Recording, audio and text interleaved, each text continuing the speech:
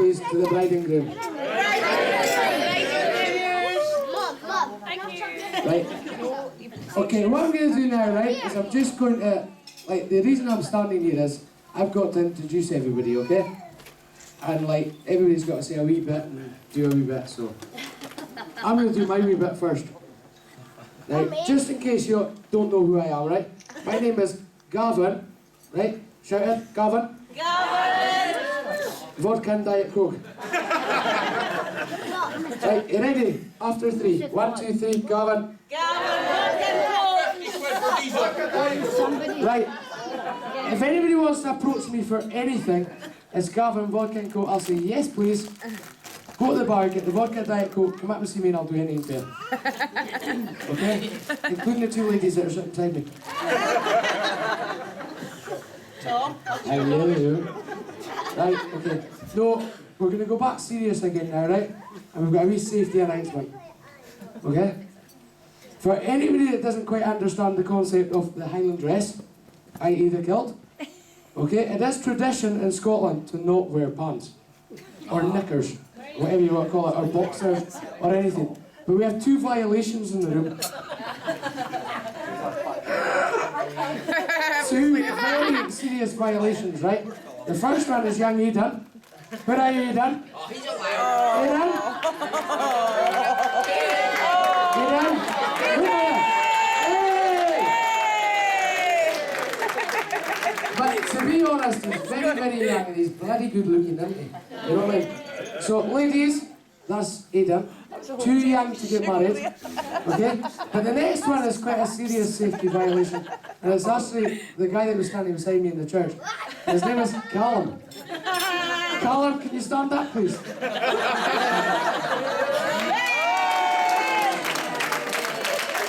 Right, it's been reported to me by several of the bridesmaids that both Callum and Aidan are wearing Spider-Man pants. So, the lady sitting beside Callum is Nikki, and like, Nikki, take your pants off him later. Nobody really wants them, Phil, to be honest. Right, the next safety announcement is the fire doors. Okay? I'm not even going to mention it because we've got Neil from Dingwall. If any of you have actually spoken to him, you'll know that in 1 minute he'll have told you 100 times he's a fireman. Right? You're a tube. He's actually not capable of looking at a chimney fire. In fact, if your barbecue went on fire, you wouldn't call Neil. But anyway, Freya, make sure he's in his caravan tonight. Right, okay, I've got one more person to warn you about my safety warning, right? And I do apologise because obviously a lot of you I do not know, okay? So I can only go on what I know. The other person is the gentleman in the suit called Simon. Simon, stand up, Simon, just so everybody sees you. Yeah, right? Potter. Zippo, okay? Right. The 2 ladies that have got the privilege of sitting beside me, they had them in the bus. They're bored, they're tired. Right? Just raise your arms up. Look at this. Practice. Everybody do it. Raise your arms up, right? You go, oh. He will get the message. I actually doubt it, but, you know, we can only but hope. I'm warning you. Okay? Anyway, we're staying in room number, what is it, 128? And there's a party there afterwards, okay? That's because you're not sitting And all the single ladies are invited. Right, okay. We're going to go to the... Hi, and Mary as well, darling. Thank you. You try not to go to the same place twice.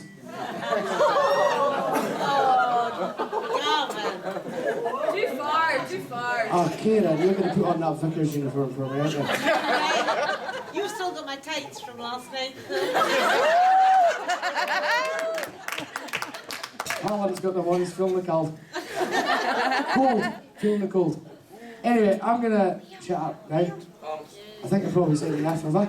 Yes! Shirley-Ann, Patrick, thank you very much for taking me down, obviously. I took you down. Did somebody find the tights and put them in the roof? Mouth. Sorry, I'll try and not speak Chuktai. Anyway, what I'm going to do now is I'm going to hand you over to Tom. And Tom is the father of the bride. He's this very dapper gentleman standing here. So I'm going to hand the gavel over to you. Sit on the seat. I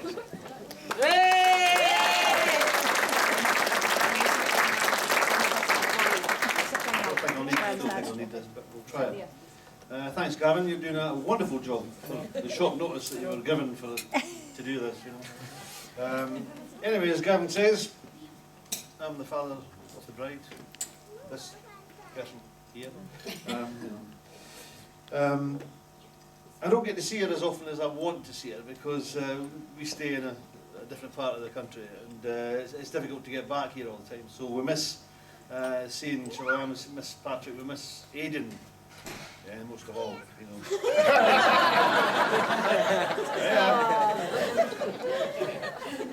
He knows it's been spoken about. Anyway, thanks to all of you who's made this day so special, and for all your best wishes and your gifts. I had to rely heavily on the input from Shirley-Ann and her mother Irene, as I was not here to lend a hand.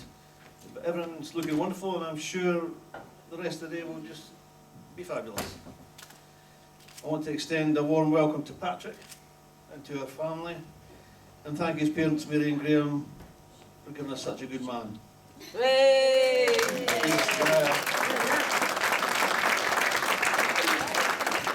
He's not only a loving partner, but one hell of a father to Aidan. And that shows, you know. However, it's fair to say that I didn't always share that sentiment because I was there when Shirley-Ann met Patrick. Many years ago it now seems, but it was not my first choice for my daughter. But there you go, you know. In fact, he wasn't even the second daughter. I've never been to Guernsey, Tom. That can be rectified. Anyway, they met in Guernsey. I expected her to bag one of the many millionaires that stay out there, or even someone with a title. Or now we've got 2 racing drivers out there, she could have one of them. Except that my stepdaughters here are got dabs on one of them. I'll not say who. Anyway, how wrong could I be? Patrick has proved to be a loving partner, a fine provider, and an excellent parent.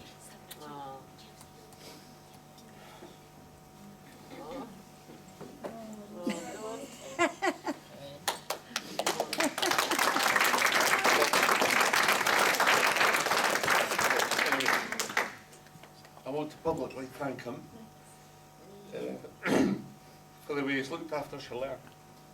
And I know that he'll continue to do so. Anyway,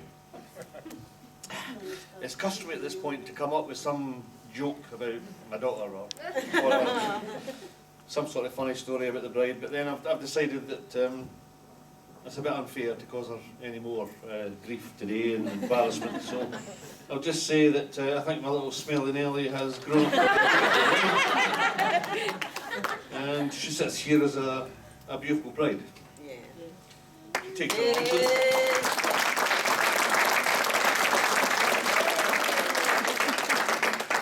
takes her a good look from her father, obviously.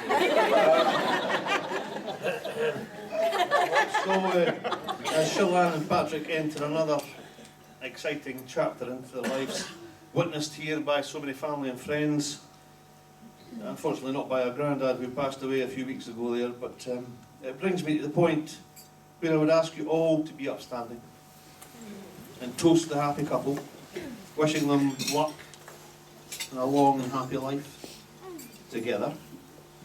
So raise your glasses to the bride and groom.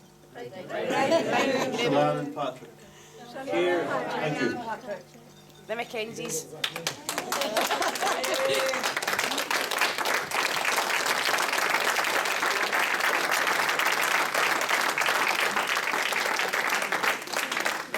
Okay, thank you very much, Tom. A very moving speech, I think you would all agree, yes? Yes. unfortunately now you got to listen to me again. So I'm now standing here, in case anybody doesn't see me. Hello. Anyway, the next person that's going to speak is the very man of the moment. The one and only, although I think his son's sometimes a bit confused. Because whilst watching EastEnders one night, he went, Mum, where's Dad on the telly? But it was Phil Mitchell. It's amazing the dirt you'll get on Facebook.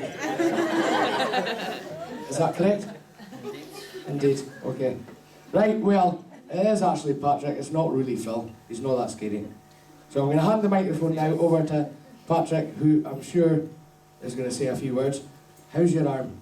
I did see you this morning with Tom with it ranked right up with that.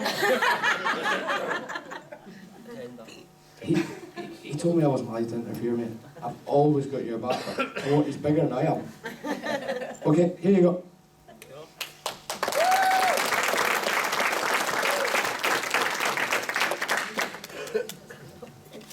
Hello. I think as tradition dictates, I'd like to thank you all for being here on behalf of myself and my wife.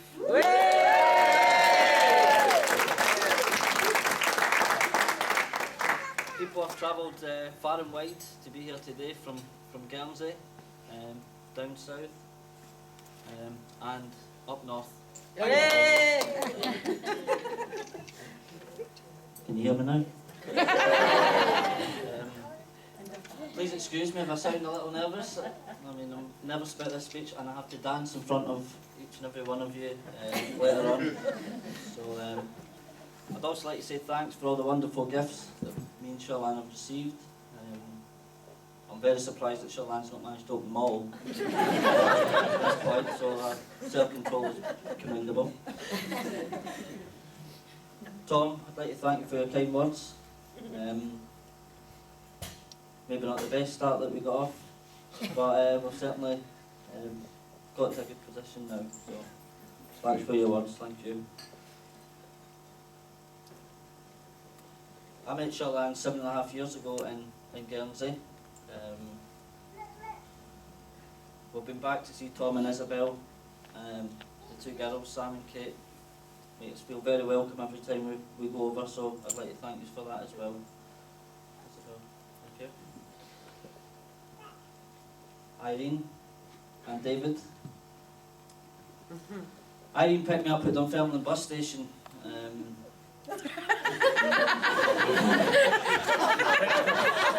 For court and all. I think it's safe to say that since that minute, you've made me feel part of your family. You and David. David's DIY skills have been legendary in our household. Actually, it inspired me to buy an IKEA toolkit, so it's been good. I think the support that you've offered both myself and Shirley-Ann leading up to today, I'd like to thank you both.